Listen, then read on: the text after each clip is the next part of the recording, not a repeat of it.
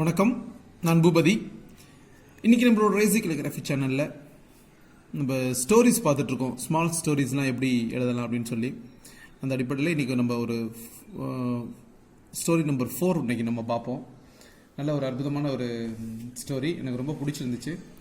இந்த ஸ்டோரியெல்லாம் நமக்கு கொடுத்தது அன்பு சகோதரி காயத்ரி அவர்கள் தான் அதை அனுப்பியிருந்தாங்க. அவங்களுக்கு தான் இந்த நேரத்தில் நம்ம நன்றி சொல்லணும்.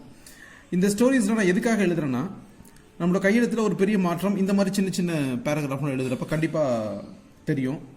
ரொம்ப பேர் கேட்டாங்க, சார் இந்த செக்குடு ஷீட்டில் எழுதுனாதான் லெட்டர்ஸ் வந்து ஈவனாக வருமா, இல்லை சாதாரண நார்மல் ரூல்டு ஷீட்டில் எழுதுனா வராதா அப்படின்ற மாதிரி கேட்டாங்க. நம்மளுடைய பயிற்சி தான், எதில் எழுதுனாலும் வரும். இது எனக்கு ரொம்ப பிடிச்சிருக்கு, அதனால தான் நான் எழுதுறேன். நான் இதுக்கப்புறம் சில வீடியோக்கள் நான் நார்மல் பிளைன் ஷீட்லேயும் நான் உங்களுக்கு போடுறேன், எப்படின்றத பாருங்கள். இந்த செக்குடு ஷீட்டில் எழுதுறப்ப அந்த ஈவன் லெட்டர்ஸ் நமக்கு நல்லாவே கிடைக்கும். அதனால தான் நான் ரொம்பவே விருப்பப்பட்டு எழுதுறேன்.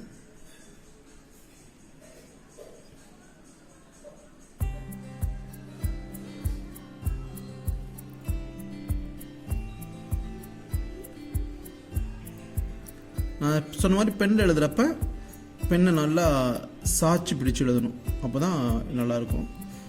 ரொம்ப பேர் வந்து ரொம்ப ஆர்வத்தோடு இந்த லிங்க் கேட்குறாங்க. எனக்கு ரொம்ப சந்தோஷமாக தான் இருக்குது. ஆனால் பரவாயில்ல, எல்லாருமே நல்லா எழுத முயற்சி பண்ணுறாங்க. இந்த இயக்கம் இது வந்து ஒரு இயக்கமாக மாறணும், அது எனக்கு ரொம்பவே ஒரு பெரிய கனவு. அது உங்களால் தான் சாத்தியமாகும், உங்களுடைய ஒத்துழைப்புனால தான். கண்டிப்பாக ஒரு நாள் நடக்கும்.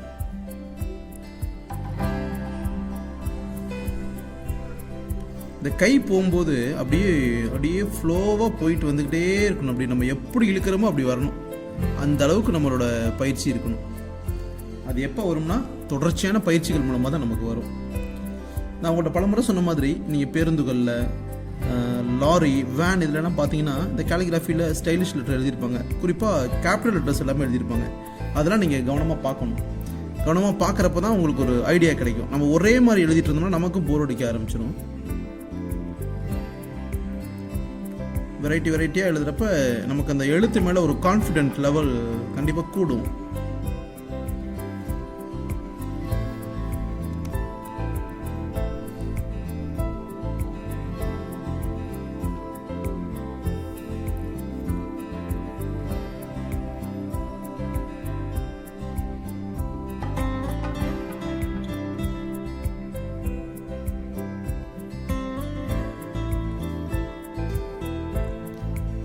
இன்றைக்கி முகநூலில் கூட ஒரு நண்பர் அனுப்பியிருந்தார், சார் உங்களுடைய சேனலை பார்த்து என்னோடய குழந்தை கற்றுக்கிட்டான் சார், ரொம்ப அழகாக இருக்குது, அவனோட கையெழுத்து பாருங்கள் அப்படின்னு சொல்லி அனுப்பியிருந்தார்.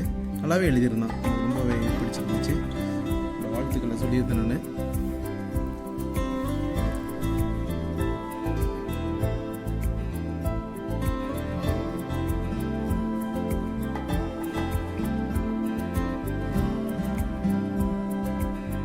கையெடுக்காமல் எழுதுகிறப்ப அதனுடைய லெவலே வேறு மாதிரி இருக்கும். கையெடுத்தும் எழுதலாம், ஆனால் கையெடுக்காமல் எழுதுகிறப்ப ரொம்ப நல்லாயிருக்கும்.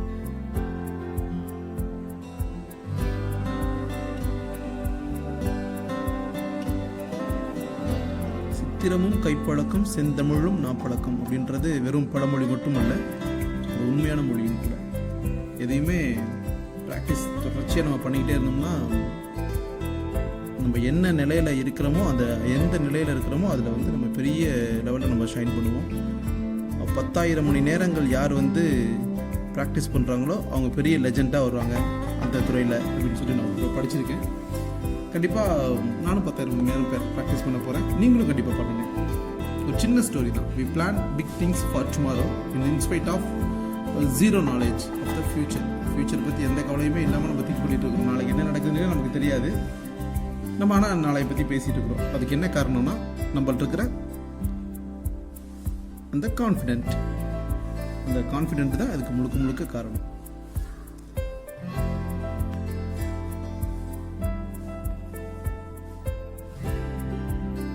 That's confident.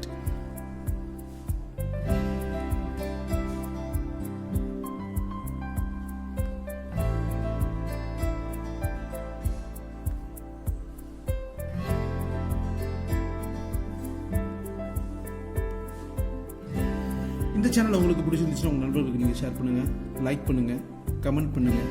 காலிகிராஃபி கற்றுக்கணும்னு ஆர்வத்தோடு இருக்கிற ஒரு குழந்தைக்கு இந்த சேனல் நடந்துச்சுன்னா அதுதான் இந்த சேனலுடைய ஆக சிறந்த வெற்றி. அந்த வெற்றி உங்கள் மூலமாக சாத்தியப்படும். நன்றி.